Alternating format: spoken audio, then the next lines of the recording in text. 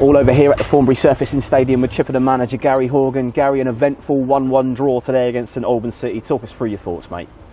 Yeah, it was a good game. Like I said, I'm not saying it was a sort of a game of chess to start with, but I think it's two teams sort of cancelled each other out first half. I thought, they had it and put some, probably first 5 or 10 minutes. I say shaded. They were the better side, and we had to wait for the game to settle, and it did. And then, like I said, I think our shape, their shape, and our attacking play and their attacking play nullified each other out really. So the game sort of got to half time before we knew it, with relatively nothing really happening at either end in terms of out and out chances really. So second half it livened up a bit.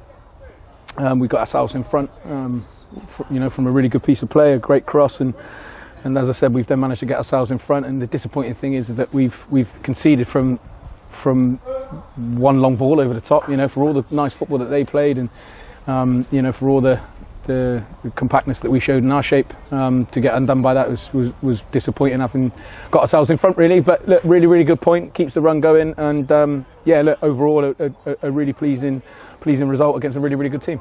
Contentious for the first goal, Gaz. The opening goal, we called it as Joe Hanks. Hanks called it as Joe Hanks. Owen Windsor come back with a stroppy face and said he thought he got it over the line, but in the end I suppose it doesn't really matter as long as it's going for you. Those maybe early in the season, the ones that weren't quite breaking on the line like that, but I think Hanksy's probably bundled it over, and I think probably rightly gave us a 1-0 lead.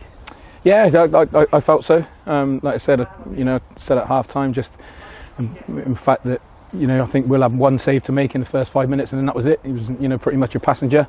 And then, like I said, second half we have a number of chances, and then we get ourselves in front. Like I say, then concede from again, to repeat myself, one long ball over the top, and then the game sort of again becomes a bit more even, with two sides not necessarily cancelling each other out. But I felt it, then we had a number of really good chances. Real testament to squad depth today, Gary. Obviously no McClure, no Fasson-Mead, Parker back in. We put Windsor through the middle. Ed Williams has come back into the starting lineup. I thought, to be fair, in the first half particularly, I think they acquitted themselves very well, and again some of the best passing football that I think we've seen at the TSS this season. Yeah, so like I said, I thought we were good. As I said, there's two teams out there, so you can't just, as I said in there after, you can't just go and dominate the ball week after week after week and do this, because there's another team out there trying to stop you. But yeah, look, we didn't have Matty today, and we didn't have Faz, who was sort of joint top scorer up until today. So to lose both of them and still be able to create what we created, and as I say, get ourselves in front and have a sniff of 3 points was really good.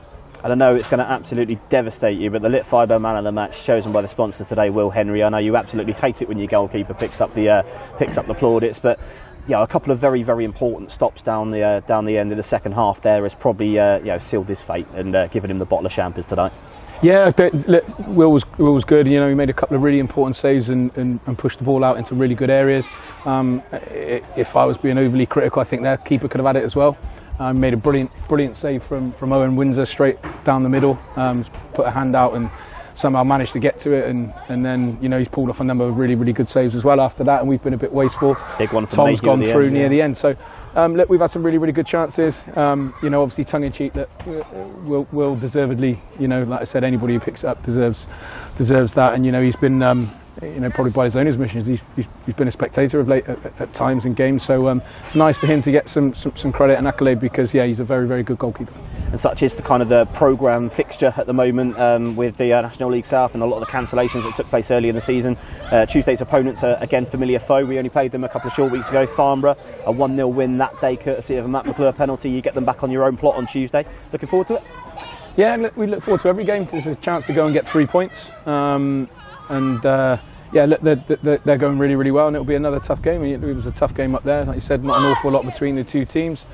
We managed to, as you said, on the day score through Matty as a penalty. But it'll be another tough game. They've been on a decent run, and if they, like I said, they'll have designs of getting into the playoffs. And I know we don't normally tend to touch on personal accolades, Gary, but now 14 games unbeaten, a whole calendar month of March unbeaten. Superb really effort from you and for your staff, for Matt, for Joe, but for your players as well. And I suppose you see it there on your chest, Vanarama. You've got to be expecting a letter from them surely to let them know that the Manager of the Month award's secure. I know you hate the question. We've been on a really good run.